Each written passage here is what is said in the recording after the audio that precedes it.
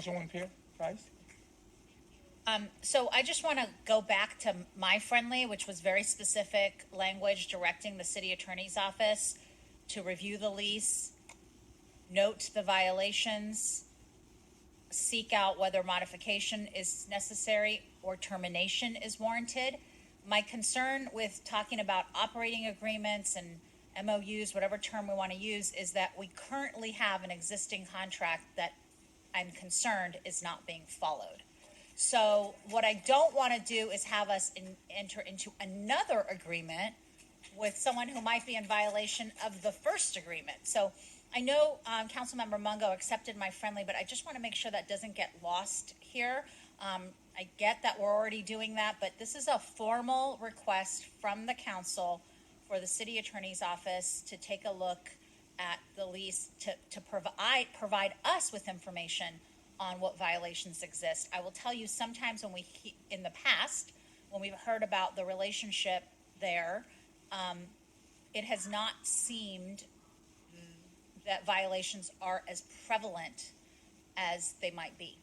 And so I don't know if that's because we've had this long-term partnership and we're trying to support the partnership, but a partnership, a real partnership, only exists when both of the partners are respectfully participating in the partnership with a spirit of trust, mutual respect, all of that. So I think that we have a legal partnership with this entity that should not be clouded by the term of the partnership, but rather by the terms of the lease. So I hope that my friendly was clear that I want to look at the terms of the lease.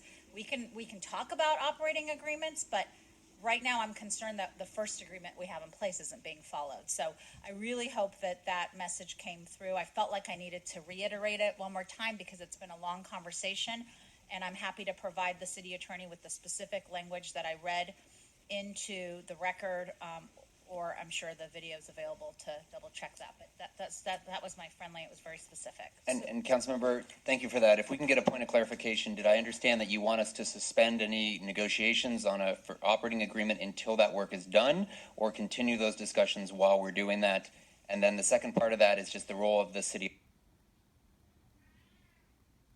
auditor. So we welcome the auditor if there's a role for her and the council wants to do that. It's just to be clear, what is the attorney doing, what is staff doing, and what is the city auditor doing? Sure, and I know Councilmember Mungo wants to speak on this, but where my intent is at is that the city manager hears very clearly that we're concerned that we have a lease that's not being followed in the manner that it was intended when it was entered upon. That it be a priority for us to determine what provisions of the lease are being violated and to correct those violations as soon as possible. We should not be entering into a new lease or new agreement, new agreement with someone who is already in violation of an agreement we have with them. So I think continuing the conversations is great. We can talk all day long, but we shouldn't put pen to paper on any agreement until we've determined whether the first agreement we have in place is already working or not. Thank you. That's clear. Okay, so just